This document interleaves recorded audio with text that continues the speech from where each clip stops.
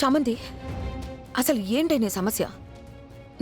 నువ్వు నా చెల్లెలివే, ఒకే రక్తంతో పుట్టిన అక్క చెల్లెళ్ళవే మనం, ఒకే కడుపున పుట్టిన తోడబుట్టిన వాళ్ళవే మనం.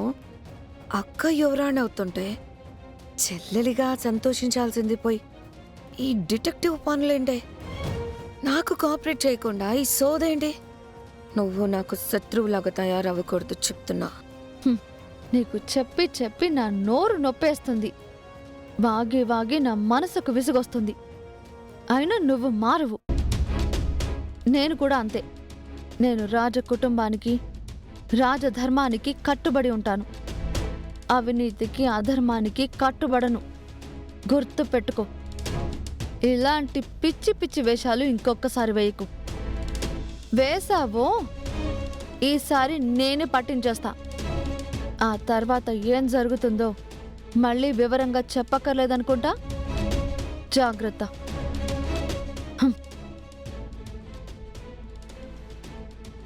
ఇదొకటి నా ప్రాణానికి. ఈసారి దీని కంట్లో పడకుండా చాలా జాగ్రత్తగా చేయాలి. చాలా అంటే చాలా జాగ్రత్తగా.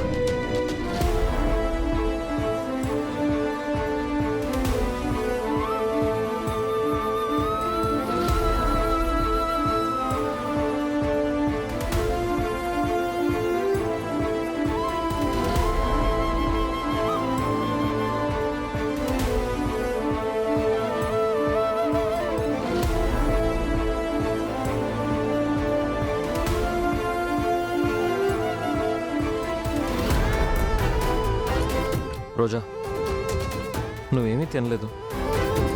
ఇలా అయితే పోటీలో ఎలా పాల్గొంటావు? పరీక్షలో ఎలా నెగ్గుతావు? ఏమైనా తింటేనే కదా స్ట్రాంగ్గా ఉంటావు. సార్, ఈరోజు పరీక్షలో నెగ్గే వరకు ఏమీ తినకూడదని అమ్మవారికి మొక్కుకున్నాను సార్.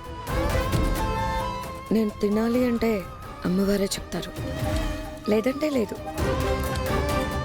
నువ్వే యువరాణి అయినప్పటికీ నిన్ను నువ్వే నిరూపించుకోవాల్సిన దుస్థితి వచ్చింది.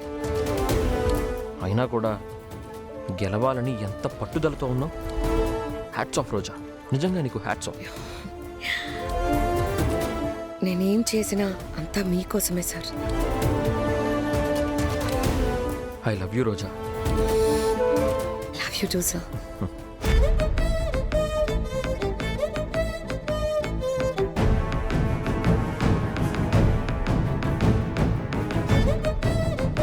చామంతి, ఒక నకిలీ యువరాణి మనకి తెలుసు.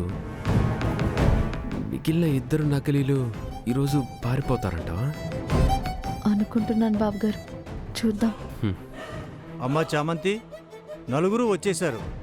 ఈ పరీక్ష గురించి వివరించమ్మా. అలాగేనండి. ఈ పరీక్ష పేరు మృష్టాన్న భోజనం అరంగైతం.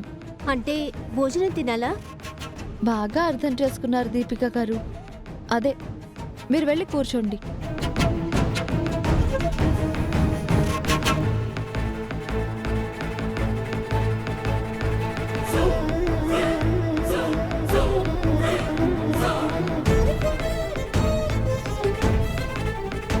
ఓరి దేవుడో,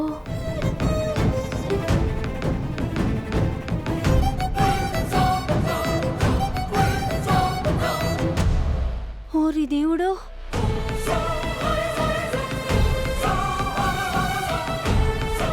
ఓరి దేవుడా, ఇంతుందేంటి? ఓరి దేవుడా.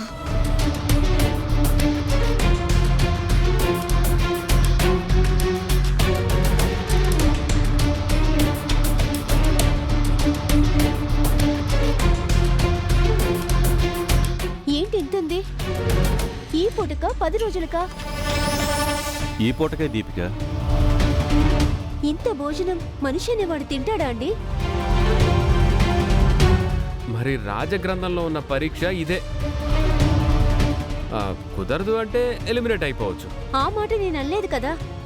రాజగ్రంథంలో దీని గురించి రాసిన మాటలు కూడా వినండి.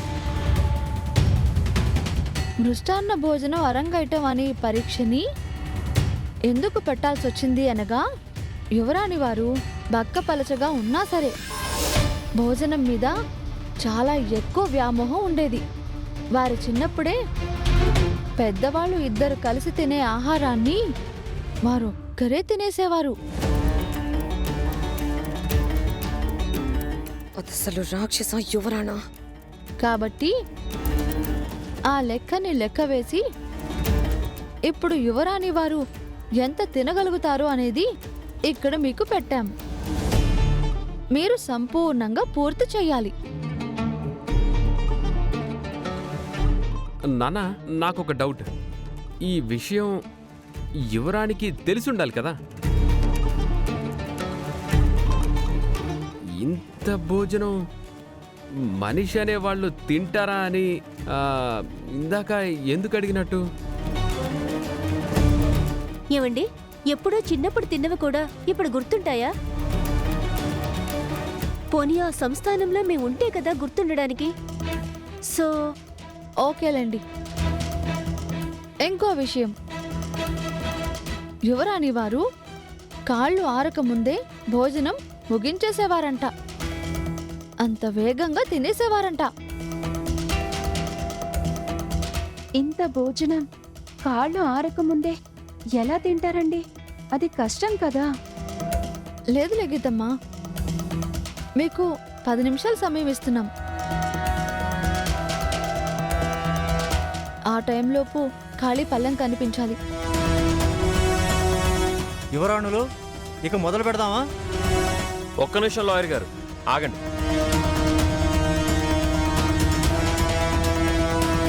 అమ్మవారిని మొక్కుకున్నానన్నావు కదా రోజా, ఆ అమ్మవారికి నీకు ఈ పరీక్ష ఈరోజు ఉంటుందని తెలీదా? అందుకే నువ్వు ఇందులో గెలవాలని నిన్ను ఉపవాసం ఉంచారు.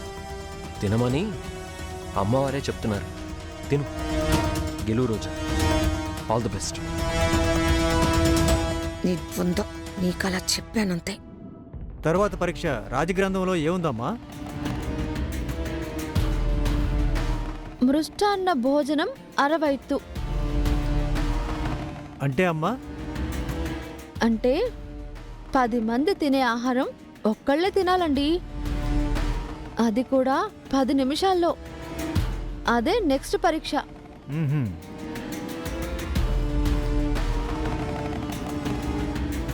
నిన్ను తినకుండా ఉండడానికి కారణం అది. ఈరోజు గెలవడానికి రెడీగా ఉండండి. రే చిట్టి, టైం రాంచి. Yes boss. మృష్టాన్న భోజనం ఆరగించడం ప్రారంభం.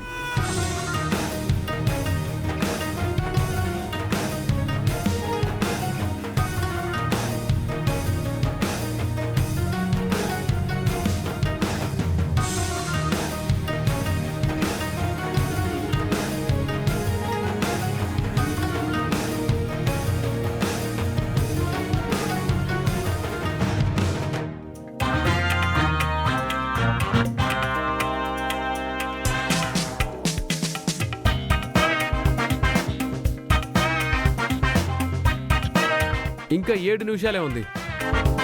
Come on Roja, come on. నువ్వు తిను, అలాగే తిను.